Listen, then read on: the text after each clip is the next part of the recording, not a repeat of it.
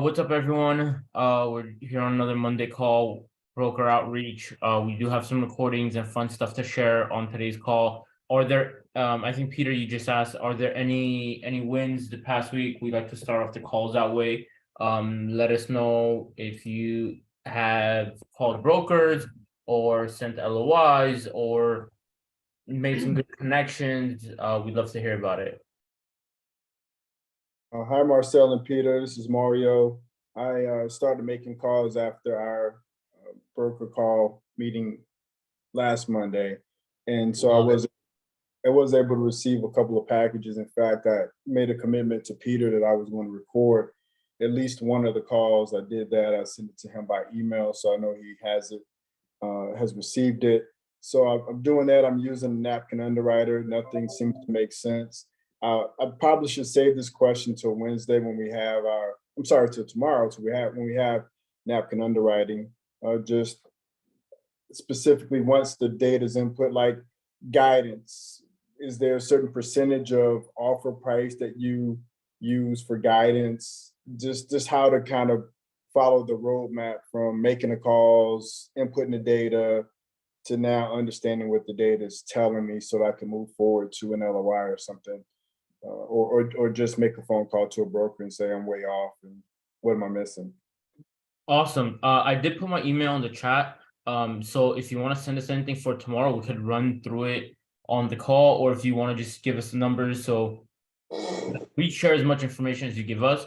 We understand that if a broker is sending it to you, you don't want this going on YouTube. You know, we understand that and respect that. So feel free to either send me a text with my number right there, or email, and we can discuss the numbers without giving any additional information. So that way you can see how we break it down, and allows us to help everyone else by seeing us actually go through a live deal, which is always a good thing. Well, do I send you my napkin underwriting? And yeah, that's a good place to start. Yeah. I'll send you what I have just to make certain that what I'm inputting is what makes sense. So I'll do that for tomorrow. Awesome. We'll run it then, and I'll send it to the other guys as well. Sounds good. All right. I see. Awesome. Thank you for that, by the way. Thank you for sharing, Mario. I see Ashley up next. Feel free to unmute yourself. Hi, I was invited today through Sandy Bonadurant, and I've had a few wins. I'm new to this, but we've submitted and worked on 3 separate LOIs this week. The numbers aren't going to work, but we do have them submitted. Hopefully the sellers will come back around and revisit our numbers. Yeah, I see you guys will hear me joke about this a lot on the Tuesday call, but if I send my first offer and the seller accepts it, and especially if they do it quickly, I did something wrong. So you want that back and forth, because that means you put something enough where they're willing to consider, but enough that made them a little uncomfortable. That's not everything they wanted. So that's not necessarily a bad thing. I do think it's good. And I think especially in the multifamily space, when you're playing on larger numbers, you do have more, like offering $1.5 million less may sound like a lot until you're offering on a $20 million property. Like, that's not that much. That's less than 10%, you know? So that's not a bad thing. As long as you're putting offers, you never know what'll happen. That's kind of my philosophy as well when it comes to creative finance or like seller carry. You never know what someone's willing to take. So I always throw the kitchen sink, essentially. I'm like, let's see how crazy we can get with this. And you never know, it'll work out. I have an offer out right now where the seller is willing to carry 20% at 0 interest. You know, like, are there other costs? Yes. Is it gonna hurt me long term? Like, is it the most beneficial strategy right now? Long term, probably not. But in the short term and on my month-to-month cash flow, it's a phenomenal scenario, because it's less debt I have to worry about every month. Like, I have more room for error now. Obviously, you don't want that error, but you have a cushion, you know? So don't hesitate to ask sellers to do things that they may not normally do, or you may not think they will take. And unfortunately, filtering through a broker makes it difficult, because then you have to trust that they understand and believe in what you're pitching and then relay properly. But you'll never know till you try. So, I'm a firm believer in that. Nice, great Yeah, job. congratulations on taking action. That's good stuff. I love to hear about, you. why are we making these broker calls, right? So we can submit an LOI. That's where it really starts. So that gets exciting. And yeah, you're gonna have to make a whole lot of offers to make a deal work. Very, very rare that somebody closes a deal on their first LOI. So when did you get started on your multifamily journey, Ashley? So I met Sandy through our company and my mentor about a month and a half ago. So far, we're about 15 LOIs in, no accepted. That's But she said very she few. got like through 32 before she had her first one accepted. So I'm taking it with a grain of salt and keep pushing forward. Well, I have a Well, question on that. Why are they not getting accepted? Are you getting like a counter? Are you getting feedback from the agent or directly from the seller, whoever you're working with? Have you gotten Agents feedback? and sellers. A lot of the properties here in my local area are selling for a whole lot more than what they're actually worth after we do the math. The one specific that came back and we decided to pass on, unless they revisit our numbers today, wanted 300,000 more than what it was worth. And what area are you focusing on? Right now I'm in Lexington, Kentucky, but I'm also a licensed agent in South Florida. Got it. Okay. I have something in Florida actually that I'm looking at. But yeah, let me know if there's anything we can do to help you out. Obviously the market is what it is. And one thing I always look at since I do the underwriting is like, if they're getting offers at that number, what is that person saying that I'm not? Mhm. I'm always open to looking at it from a different angle. So yeah, I'm curious to see how that goes. Let us know. Yeah, I mean, their agent even told me personally, they're crazy to not take this offer, but they want 300,000 more. Sure, and that just is what it is, and that's always one that's good to follow up on every few weeks. I Mhm. would say, just so that you can go, hey, we're still here, we're still interested, the offer's still there. If too much time passes and stuff changes, we can't guarantee the same offer for the seller. And also at that point, you can kind of expect that they're not going to get it from someone else. Right. Yeah. I've seen deals like that play out, and you end up buying it for less than your original offer. So, Yeah. So this is the second offer that we've come in with. So just kind of playing the game and waiting to see what happens. Awesome. Good stuff. So David, I saw you. I like the spot where you're Yes. sitting. That looks very familiar. Yeah. So I was raising my hand, but then two people actually walked in the office. That's why I had to quickly turn my camera off and I talk had to a them real feeling that quick. might be what It had was happened. do you remember Shri? Yeah. Yeah, the owner of VentureX, like she came in. I was like, oh, I need to say hello. So I was talking to her for a bit because so I guess a win that I've had in the past week is I'm working on a couple deals right now, actually, in more of like a investor relations capacity. So it's just been good to, I made my pitch deck. So now I have that for future deals. And yeah, it's just been good to actually start getting some working with some teams to start raising money for deals. And so it looks like some might go through, some might not. But the experience has been really good. And then the event on Friday here at VentureX was awesome. I met Ian Hathaway. He just stepped out of the room, but he's a super cool guy. And he's helping me kind of just get my stuff figured out, connecting me with some people that could help me out as well. So yeah, just kind of keep staying consistent with like showing up and being active and like meeting the right people is kind of helping me get on the path that I need to be on. So Good stuff. I love to see you taking the action, man. I did notice you didn't mention that you met me, but that's okay. I mean, we've been friends for like a month now, Peter. Yeah, right. At least, but Peter's the one that brought me into this group, and honestly, I could not be more grateful because just connections I've made through MFC have kind of helped me find the deals that like I'm working on. So yeah, it's just been great to keep connecting, and I do really appreciate you reaching out to me and getting me a part of this community, Peter. So There's nothing better than when you make that connection and then the person follows up and they start to engage and they start to have results from it. That's what this is all Yeah. about, right? That's how this specific call started. And I've told the story before. I'm going to tell it again. I was on a call that was broker outreach. That was the title. It's a Zoom call, and I didn't know these guys, right? And they had a script, and they were encouraging people on the call to volunteer to make calls, and nobody was stepping up to call. And I was kind of just sitting in the background, just wanting to listen. And finally, I just said, well, I raised my hand. I said, me and one other guy, we raised our hands and made calls. And it was a great experience for me. But I just saw the need. I saw the resistance was so strong. It's like you could feel it, right?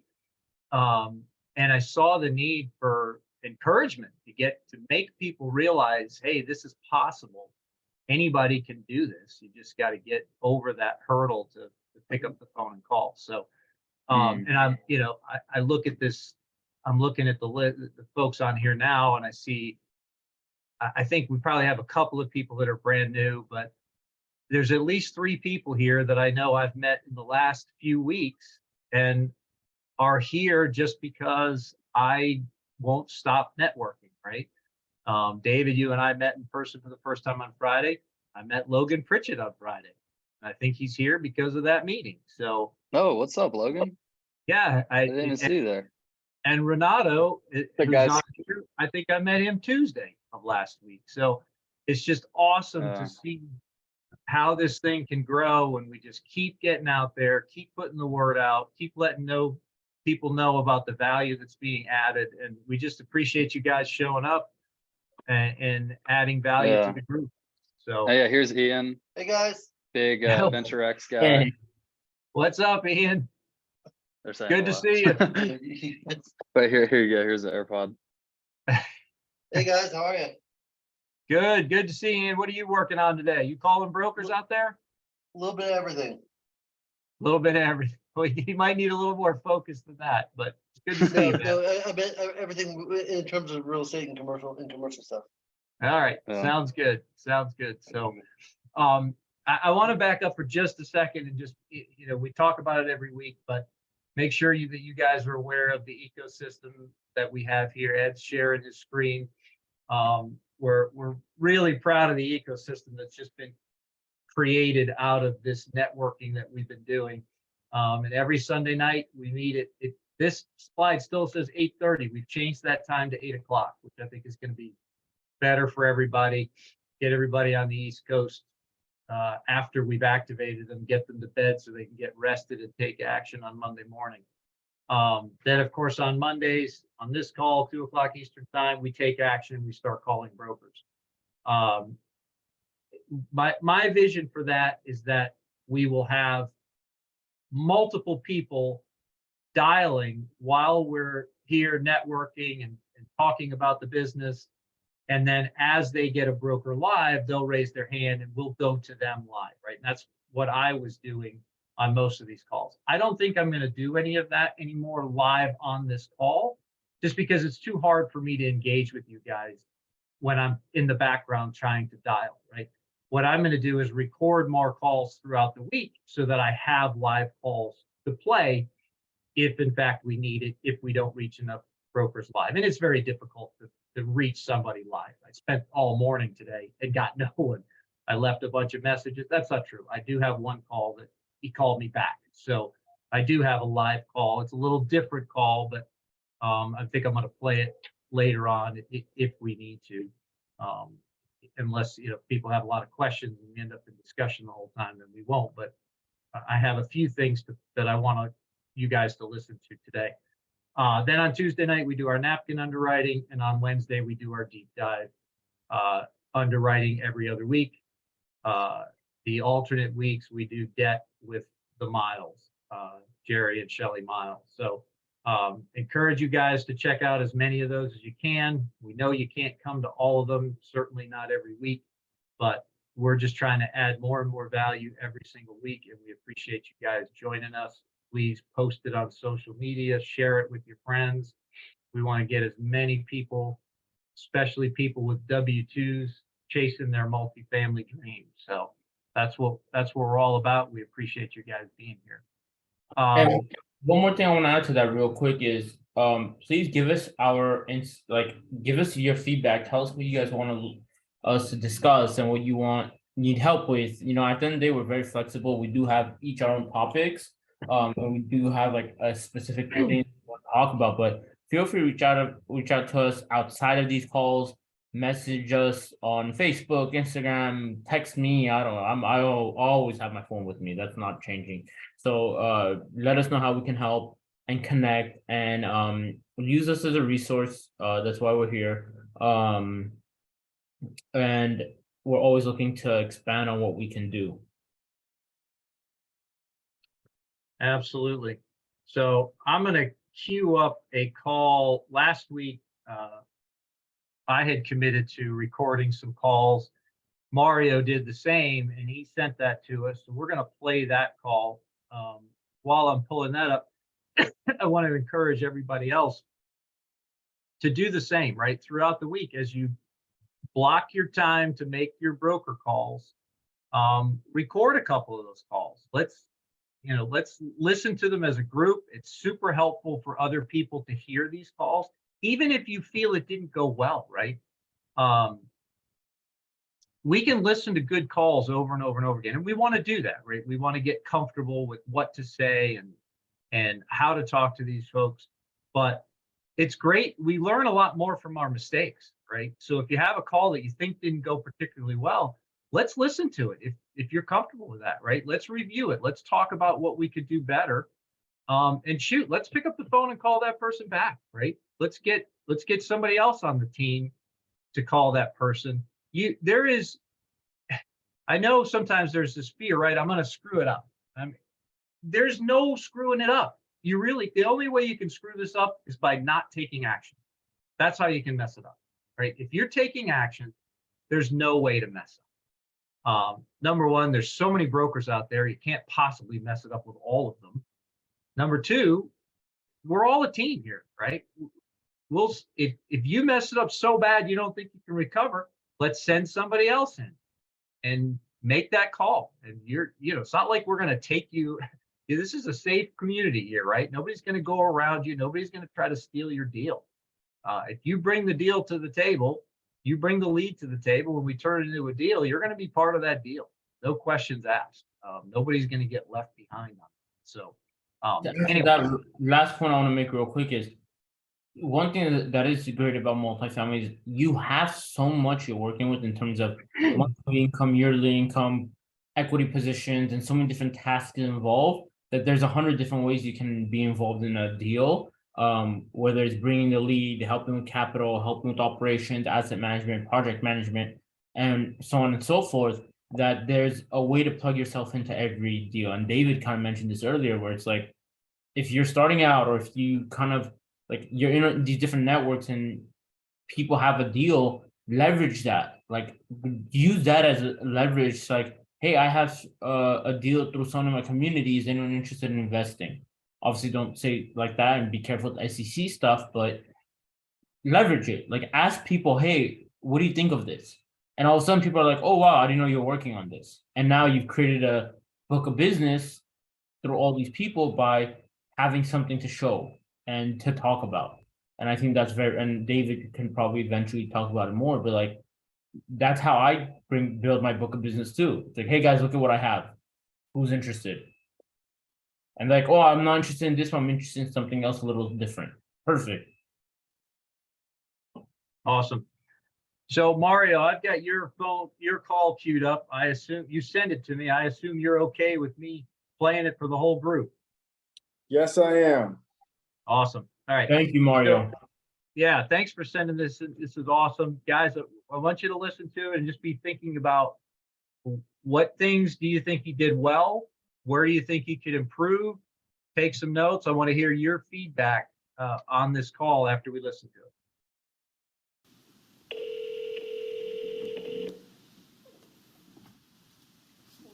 You hear that okay? Paradigm. No. There you go. Kaylee. Hey, Kaylee, my name is Mario Jordan. I'm with Coldwell Banker. Do you have a minute? Yeah. Well, you were kind enough to send me the financials on 239 West New York, and I'm not sure if I should have this conversation with you or someone else, just more specifics around what was sent and just what I'm noticing, and just had questions. Okay, I can definitely try to help you. Okay. All right.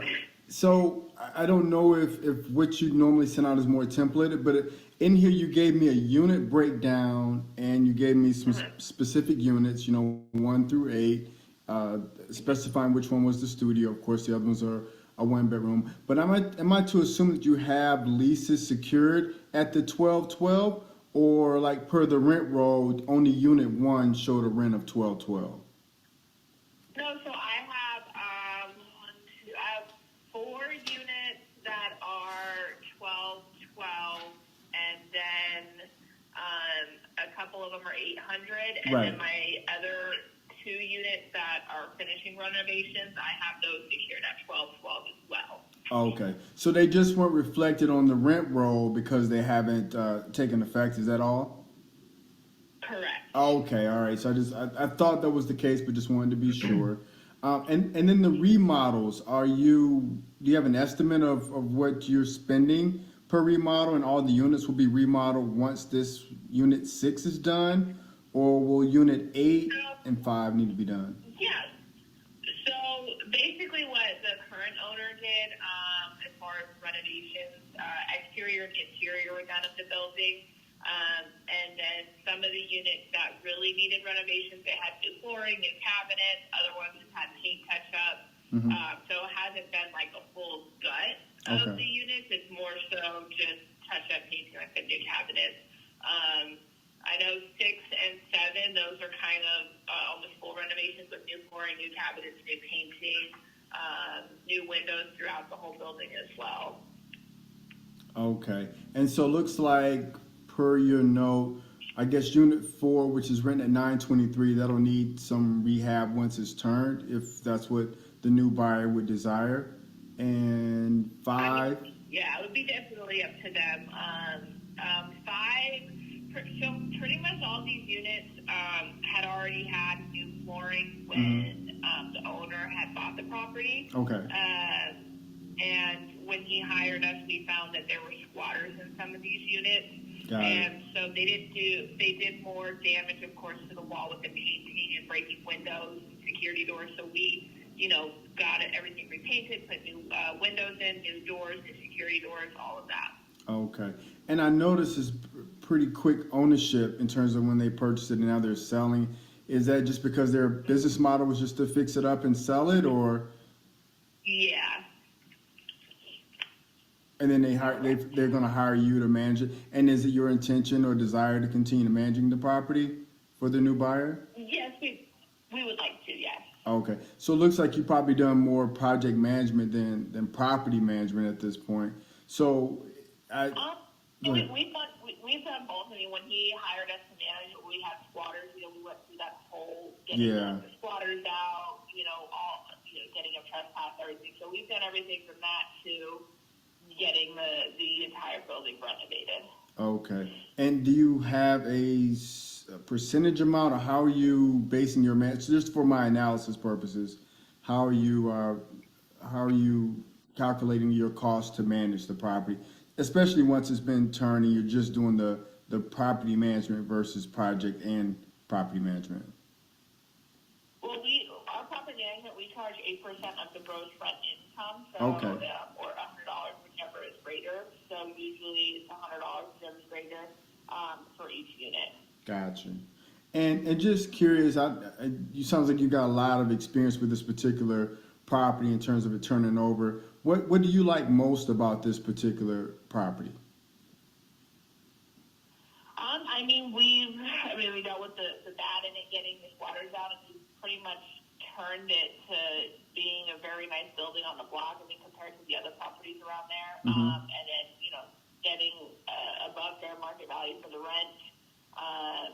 We don't have any issues. It's very quiet. We kind of got all those bad issues out with homeless people jumping gates, and we had the current owner put up taller gates, put up block walls. We just installed the coin-operated laundry system. So it's better than most of the buildings that you have in that area. And then obviously being fully occupied, not having, you know, homeless people there. We try to maintain the property by cleaning the trash, you know, just making it clean and good for everybody. Gotcha. No, I really appreciate you sharing that. And then just the last thing before I let you go, well, two things. One is the rent is inclusive of utilities as well, correct? Because I'm sure it's master metered. Yes, so Yeah. most, let's see, some of like the 1212, the utility, the electric is included in the rent, and then some of them that the tenants were paying $800, they pay the electric on their own. Oh, okay. So they are individually metered? Yes. Oh, okay. And it just so happened that per the lease agreements, the ones that are at the 800, they agreed to pay their own utilities. And so it sounds like the model would be to include the utilities and keep if you can. I mean, not telling you how to, to raise it to 1212 and then including utilities is there as well.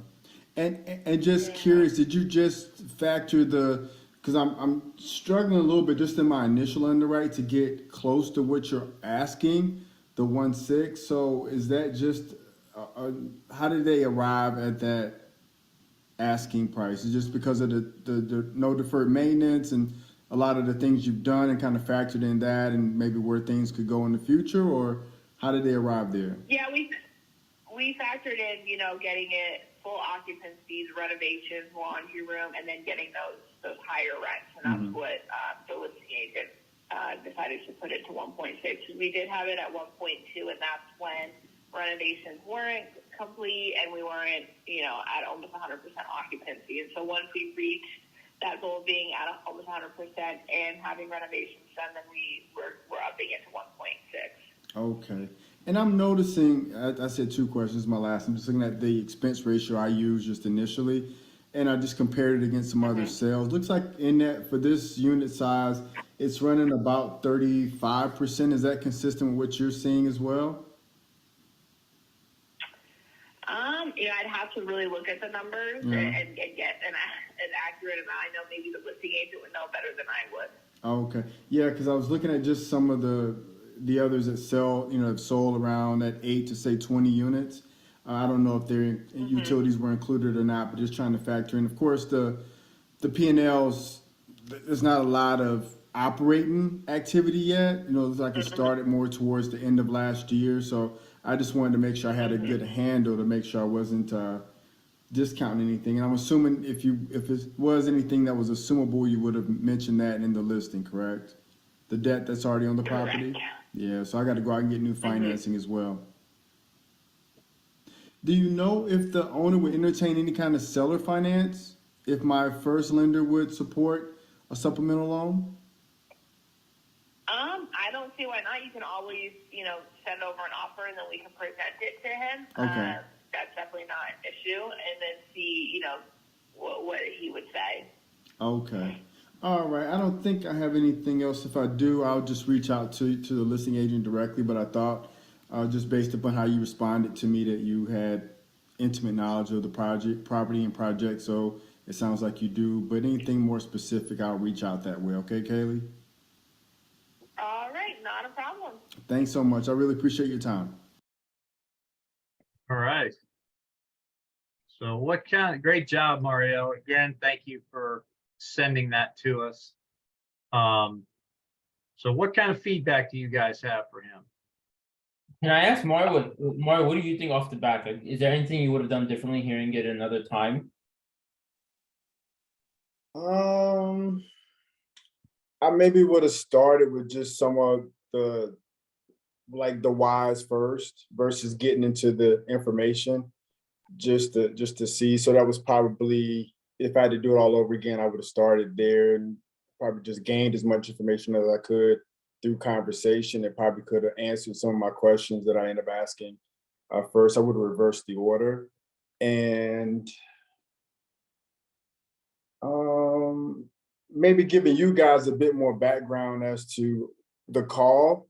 So some of it would have made a bit more sense listening in, so you could have listened for certain things up front or have known why the call happened in that manner. So I think just giving you guys a bit more background on the call and how I got there and what you should have expected, and then just reversing my order are probably the two things I would have done differently. Got it. Okay. Does anyone else have anything? Yes, go ahead. I had something that I noticed. I didn't write down the specific example of it, but one thing that he tends, actually, it sounded really good. He's very comfortable, very friendly, very easygoing. And he seems like he has a lot of rapport with the agent. But one thing that he does, he'll ask a question and then instead of just shut up and let them answer, he'll like suggest answers. I don't know if anybody else noticed that. So But, sure. Thank you for saying that, Virginia. I was like, why am I talking? Shut up. That's a great point. I didn't write that down, and I'm not even sure I would have articulated that, but yeah, you're right. And that's so important, right? When we ask questions, take a breath, shut up, wait for the answer. I think we all do that sometimes. And in fact, I did notice on the assumable debt available. I'm not even sure if it is or not, because you kind of answered it and then she sort of just agreed with you. So I don't know if she really knows if there's any assumable debt. So that might be something you want to verify. Maybe there is an assumable debt. She wasn't even the agent. That's something to consider as well. Right. Yeah, you may want to go to a different source to see if, to ask that question just to verify. Hate to find out that you took out a loan that was in place that was phenomenal, and just because we kind of skipped over it. So that's a great point, Virginia. Thanks for bringing that up. Anybody else have any specific feedback for Mario? Someone volunteered before I go down my list because I have a lot. Yeah, but I want you to go last. I know, that's why I'm waiting. We need more participation. So, and we do. That's what makes these calls great, guys. It's when you I have guys a question. participate. I have one. So if there's nothing you like straight advice for Mario or feedback, or you just want to volunteer? What did you take away from it? That like maybe it's like, oh, Mario's more experienced. The call, in my opinion, as a whole, I would say was great. But so what did you take from it if you have no feedback? Because that's important as well. I think he asked really good questions and just kept the conversation flowing smoothly. I think like digging deep into the information, I don't think that was a bad thing. I think that's really good. There's always more rapport building that can be had, but I believe you asked really good questions and you kept the door open to call back again and get more information from the listing agent. So I think it was good overall. Thank you. Mm-hmm. Anybody else got anything they want to share with? Come on, somebody hit him with something he did terrible. Come on. Hi, I'm Jacqueline. I'm new to the group. I just wanted to comment on the water. It sounded like there was water damage. And so we want to know where that water's going. I'm always interested I'm a realtor in Silicon Valley, by the way. I'm always interested to know more about what repairs were done to mitigate the water damage. So I heard a hint of water damage. So that's what I would say to ask about more whenever somebody gives you some sort of damage on the property, whether it's a roof leak or, hey, there was some foundational cracks. Okay, which way were the cracks going? Vertical, horizontal? How large are they? Right. So that's some feedback that I have. Awesome. Thank you for that. And thanks for joining us. Of course, I'm meal prepping, so I'm listening. Thank you. I have something to add. Go for it.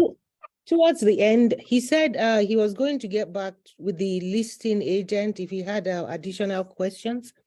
That was good, but I also think that he could have, since she was open to answering his questions, he could have asked her, maybe she had something else maybe she had some other listings.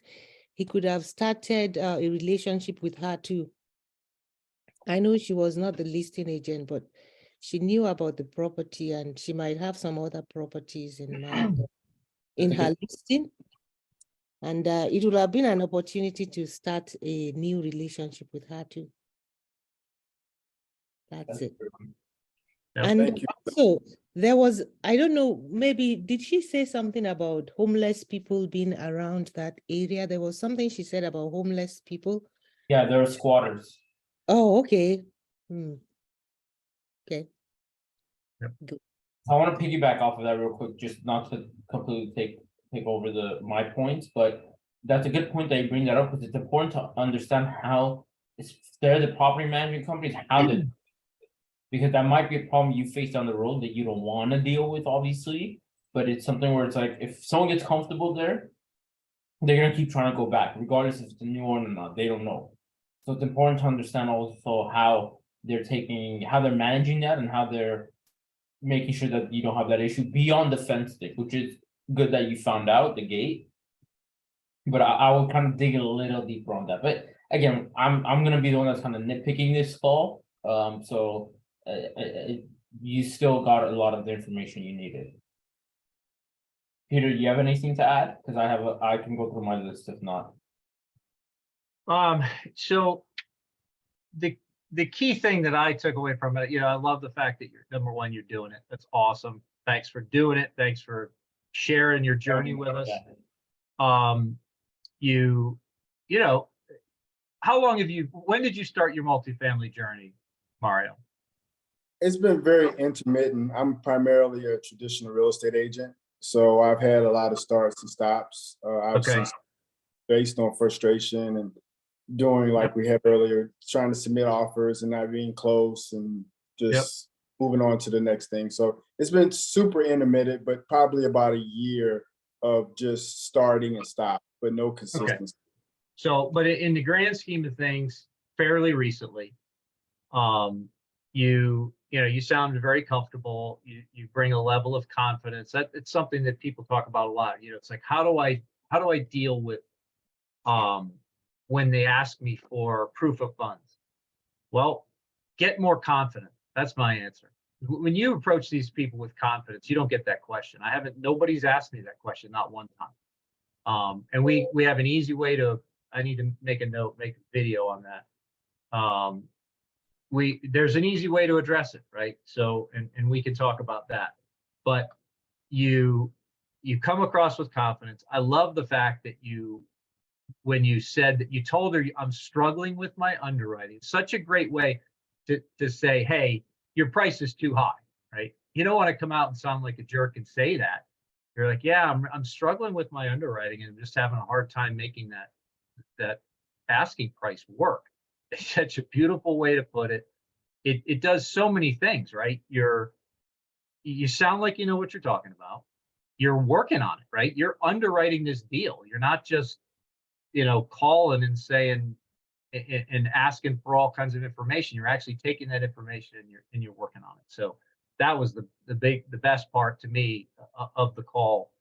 I love that. And again, I just taking action. You sound confident. I know you can get even more confident as you do it more, and get really laser focused on what you're looking for, right? And sometimes we ask questions just to ask a question, just to keep the conversation going. And then we're like, well, I really don't need that information at this time, but it's okay, right? You're building the relationship, you're building the rapport.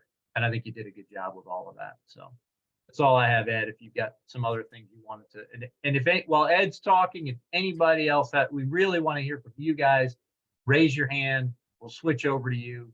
Love to hear your feedback, but go ahead, Ed, take it away. Yeah, again, thank you, Mario. I like the call a lot. So a few things, I'm gonna start with all the things I liked was you found out how the management is, like how involved they are. So you know that like, okay, if these people are gonna stay on, you know how well they know the building, they know the ins and outs, and it's important to find that out and if they're willing to stay on and because you may even be able to get a better rate with someone that wants to stay on and they've already built that familiarity with the property. And it'll benefit you long term because they're gonna shorten that learning curve for you. So it's important to find that out. How did they get the price? You did mention it previously. You were knowledgeable about the property before going in. You didn't have to do hours of research, and I'm not suggesting anyone does, but you knew enough where, hey, I've seen this, I know what it's priced at before, they've done this and that, the other. So it's good that you were able to say like, hey, I know about this. Like, I'm not just calling because I have nothing better to do. It's like I'm calling with a purpose. So I love that. You kept them giving information. You did ask for what they like, which I think is powerful, because then you get their perspective on it. Especially if they're managing, they know the property better than the seller does. So it's important to to ask that question, which you did a good job of. My favorite question, obviously coming from the underwriting side, is how did they input their numbers? Just because you see a T12 doesn't mean everyone inputs it and puts their numbers in the same way. And maybe you saw something, you're like, hey, why is this off, or why doesn't this look right? And then asking about that shows that, one, you're paying attention to what you're doing and looking at, and it shows them that it's like, oh, we can't really fluff anything or try to get around any numbers that may be inflated, because this person knows what they're talking about. Which is, I think that was an awesome question. Obviously, coming from the number side, I like that a lot, because you do want to verify everything. Like, I'll question the T12 before I know the agent's name I'm calling. I don't care. Like, why is this weird? You know? So at the end of the day, you don't want to buy someone else's problem or buy something off false information. That's the worst. Or just spend more time on it, I should say. One thing I would have asked, especially given that they're the management team, and maybe I guess for this property, it might not be as relevant of a question because it is a fairly new rehab, and this just might be me not knowing the full story and background, is what would they change about the property? I think that's always an important question to ask, whether the agent, but more importantly, the property management company, because they have walked the property. They get the tenant calls. They know what tenants are complaining about that maybe the seller is neglecting to do. And the property management company hears the complaints, but at the end of the day, if the seller doesn't want to do it, they don't have to. It's their decision. So if they know some of that stuff, that's very valuable going in, because you know what your day one action items may be. One advice I got from a mentorship I'm a part of was the first thing they do when they purchase a new property is change the parking lot, repave everything. Because the worst thing for a tenant and the bad first impression is when you come, like, I don't want to be worried about getting a flat tire when I'm pulling into my own parking spot. Like, that's just not cool, you know? And it's something that everyone sees. Potential tenants, current tenants, future tenants. It shows like your presence, like, hey, we're here and we're making improvements. So when you increase the rent, people are like, but they spent money on us first. You know, so I think that's why that's an important question. One last thing I like that you did a lot, you verified assumptions. You know, you might think something, they might imply something on the OM, but it's good to ask those questions, even if you know the answer. You're not asking to hear the answer, you're asking to see how they respond. And you did a good job of that too. So I like the call a lot. The only thing I always like to do is see what they would change personally. But that's just me, because everywhere I call I'm not local. I don't know a lot of the places that I'm the markets, or I don't know the physical location. So I don't know the tenants as well as a property management company would. But other than that, I love the call. So thank you for sharing that. It definitely made this call very powerful, and it definitely allowed I hope everyone else learned from it as well. So that was great. Thank you, Mario. Thanks for your feedback, Ed. Yeah, of course. Thank you.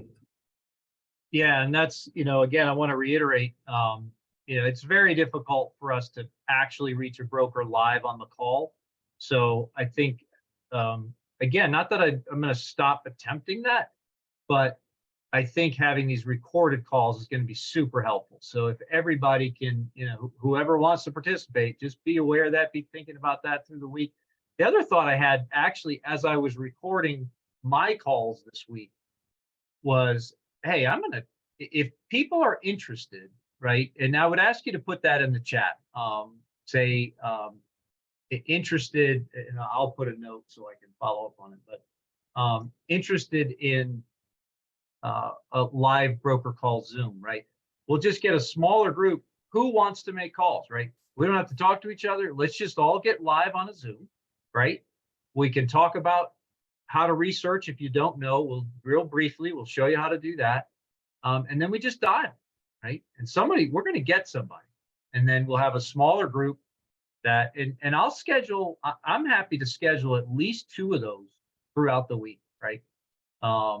We'll just, in fact, I'm just going to create a schedule. You guys want to do it, you want to do it. But I would love to know who's interested so I could follow up, right? I would say put it in the calendar. We could share it on the group, and then that way people will be able to see it. Yeah, I've got to look at my calendar this week. My W-2 is in a bit of turmoil. It may be going away, which will definitely free up my time, but I'll be spending, unfortunately, more time finding another W-2, but because I do need that still at this point. The goal is to get rid of it, but I need it at the moment. Anyway, I definitely would like to schedule, at least 2 blocks throughout the week to say, hey, come on, let's just get together and let's do this. But I think that's even more, we'll just kind of give people that extra push, right? That extra incentive. Even if if you're not ready to pick up the phone yet, right? Just come listen and do it. Come join us. So I'd love to know who's interested in additional broker outreach calls during the week. Please put that in the chat. And one more thing, sorry, I don't want to interrupt this, but I do want to make this point that one thing I like that Mario did is you knew you weren't talking to the listing agent, but you didn't stop that call from happening. Because it's very easy if you don't get a hold of the person you think you have to say, oh, okay, I'll try again later. Like this whole call would not have happened if you're just like, oh, you're not the listing agent, I don't want to talk to you. Which I think would have been obviously a mistake because you got a lot of valuable information. So always keep in mind that necessarily the listing agent themselves might not be the person you get a hold of, but that shouldn't stop you from having a full conversation and asking the right questions, because they will give you information that they have, but also leave things open like, hey, now I have a reason to follow up, and you've kind of planned to see like, hey, I'll talk to anyone. Now you have a relationship with 2 people, well, eventually. So that you have more people on your side trying to work with you, and all of a sudden, if they see something, they may be less busy, let's say, than the listing agent, and they're gonna remember you. So I think that was great too. I wanted to add, because when you're doing these calls, like going back to like the calendar or the calls that Peter wants to do, you're not always gonna get the listing agent. You might get their associate. They sometimes have like a junior agent under them trying to learn. You want to ask them the same questions. Obviously be calculated. Like if the person doesn't know anything, don't waste their time. But if you think you can get some information and build that relationship, they're going to have more free time than the listing agent. It's not a bad person to have a relationship with. And also they're trying to create a name for themselves. Like you might be the first buyer that gave them a time of day, and all of a sudden they're a multi-million listing agent and they're killing it in the game, and you're the first person that like reached out to them and built that relationship. They're gonna remember you, so invest in those people as well. This is a long game, not short. Absolutely. It's a team sport, and it's a long game for sure. So well, guys, we're approaching the hour. We've committed to keeping these calls to an hour. We want to respect your time, make these things sharp and crisp, get to it and make it happen. I do have one other clip that I'll play here before we leave. I think it's valuable. I may have misread that, but it's a call I actually completed just before this one. A broker friend of mine had called me back, and I'm going to play only the end of it, just because one of the things we talked about is always asking for other deals, right? Not only the deal that you're calling about. And you'll see how I transitioned the call when our call was ending. He was basically getting me off the call, and I didn't let him go because I wanted to talk about, to find out, well, what else do you have, right? So let me try to share this, share sound. Perfect. There we go. I would think definitely in the 7 is no worse than in the 7 at 50%. Gotcha. Yeah. All right, well, we know what you got this. Sounds good. You don't have any other off-market multifamily deals you're looking at, do you?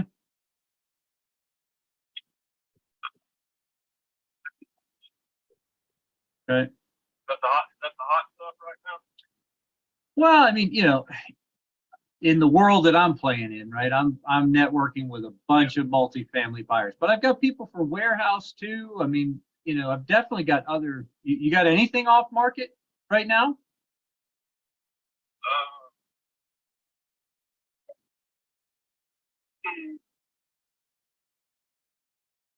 No, not really. I do have a piece of land that's probably gonna drop out of contract on Highway 9, Okay. but that's about all. Well, I guess technically off market, but right. Well, and look, it doesn't have to be off market either. If you got something you think is a pretty decent deal and you've got it listed, let me know. I'm networking constantly. I'm finding new buyers all the time. So, our focus is multifamily, but I've got another guy he's really into self-storage and warehouse space. So, do you have any warehouse industrial type properties right now? Okay. if I find a nugget of gold, the longer you leave, I'll get my shovel and head up 400. all right. All right, man. I appreciate. All right. Could you guys hear that? I know some of it kind of glitched out. Could you hear it okay? Yeah. Okay. It kind of cut out a little. Yeah. Yeah. Were you able to hear my part of it okay? Or was it both that were difficult to hear? Can hear you fine. It's just a response. Yeah. Okay. Well, it was the same on my end, actually. I didn't realize the recording didn't pick up him sometimes. I was hearing him fine when we were talking. But anyway, I don't know if I can figure out this technology a little bit better and how to better record calls. But is that, give me some feedback. Is that helpful for you guys at all to listen to that and see how I handled that call? Well, it was appropriate given that it was part of the feedback from mine was just not to take the conversation a little further once there was some rapport established to ask if there was anything that wasn't public that I should know about. So given that, I thought it was definitely very timely and appropriate. Yeah, I just like to, I like to ask them very specific questions. Do you have anything off market? And then I even transition that into, hey, look, it doesn't have to be off market. You got something on market, but you really like it, right? What's one of the questions we tend to ask them? What do you like about this? So asking them, hey, what deal do you have listed right now that you really like? Right? I think that's another question that I will tend to ask people as we're having these calls. So we're just about at 3 o'clock. Does anybody have any last minute comments, questions, thoughts? Feel free you can raise your hand. You can just unmute yourself and talk. We're a small enough group. I don't think we'll talk over each other. But otherwise, I have a question. Yep, go ahead. I saw that there's calls on Sunday, Monday, Tuesdays, and Wednesdays. Are the links the same as today's call? No, the links are different, but How can I get access to those? yeah, great question. So I think the best way, you can shoot me a text. I can make sure you have it. Shoot me an email. I had put my email in the thing, but if you go to Facebook and search for Multifamily Freedom Chaser. Okay. Join that. Yeah, we should say that at the beginning of it. Definitely join that group on Facebook. All of the events are listed there within the group. They have a section for events, and then you can register. And if you register for the event, you will get. So we're changing our CRM right now. So we were sending out texts, which was really helpful for me because I don't pay that much attention to my email. I don't know when the text will start again. I don't think you'll get text reminders right now, but you will get email reminders if you register for those Zooms. So that's the best way is through Facebook. Okay. Perfect. Thank you. Yeah, no, thanks for asking. That's great. I hope that's helpful for other people as well. Any other questions before we got people coming back in? I love it. I love it. So, anything else anybody has to share before we check out? Is it that group? Is it Multifamily REI Freedom Chasers? I think it is. Let me. Okay. get in here and. I just don't want to try to join the wrong group. I'm sure I'll get Oh, knowledge yeah. out of it You'll- regardless, but. It You'll is. see this logo that you see behind me. Okay, If you don't- yeah, If you don't That's see it. that, you don't have the right group. If you do see that, you've got the right group. okay, perfect. I just sent a request. All right, what did you have? What is the official name? I guess I need to know that. Mine? No, it's okay. It is. Oh, it's multifamily multifamily REI. Thank you. Thanks for pointing that out. I gotta make. I didn't know check that. I didn't, I did know it. I do remember seeing it now, but it's just not, we don't think about that. We always call it multifamily freedom chasers. So anyway, anybody else got anything before we send you out of here with a little high energy? There are some questions in the chat. Well, not, Okay. some. I think there's a particular one from Melissa Leak. Okay. Commercial zone off-market lead that is two businesses in one building. It can be mixed use or become storage unit. I'd like someone to take a look at it. Absolutely. We'd love to take a look at it with you. Shoot, do you have, Ed, did you put your email in the? I'll put it again. Melissa, my email's in there. Shoot me an email. Let's get connected. What market are you in, Melissa? Are you able to unmute and talk to us? And are you still on the call? Hello, how are you? Can you hear Hey, me Melissa. okay? Yep, we can hear you great. Okay, good. I am actually in the New Jersey market. Okay. So not sure if you are at all interested maybe in taking a look at the opportunity. I'm like kind of in the epicenter of lots of reconstruction and building that's happening. Everybody's kind of selling right now. So I thought that maybe this would be a great opportunity. It's a commercial business. Looks like it's a really good cash flow opportunity. I wouldn't be sure if I would be in a position to be able to hold it or if I would want to wholesale it.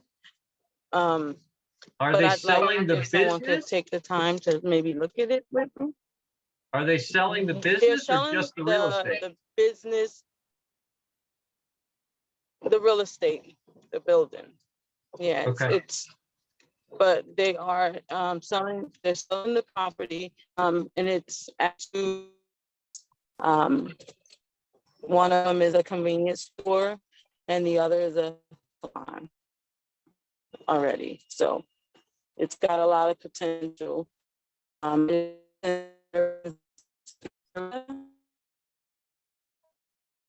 And so it's probably managed there. It's in the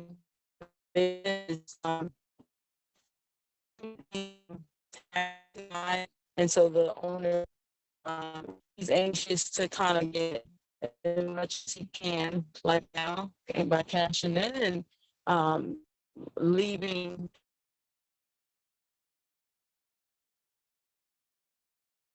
So am I in the matrix or is she in the matrix? Is everybody having, is everybody else having a hard time hearing her? Well, Yes. I think she got disconnected. Okay, Yeah. she's gone. Yeah, okay, so it was her end. I never know because sometimes mine gets unstable, but today it's been good. Looks like she's coming back. Hopefully she has our. I think I might have gotten cut out. Sorry about that. Did you catch any of what I said? Yeah, we caught some of it. Are you able to put your phone number and your email in the chat? No. No, I can't hear her again.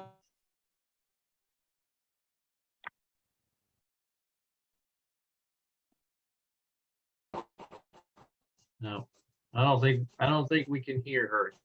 Do you have her information, Ed? No. Well, so she had to register, right? So we do have, we have her email True. in the registration, so we can send her an email. We'll do that. Guys, I need to hop off. I have a Yep. and now. So thank you all for coming.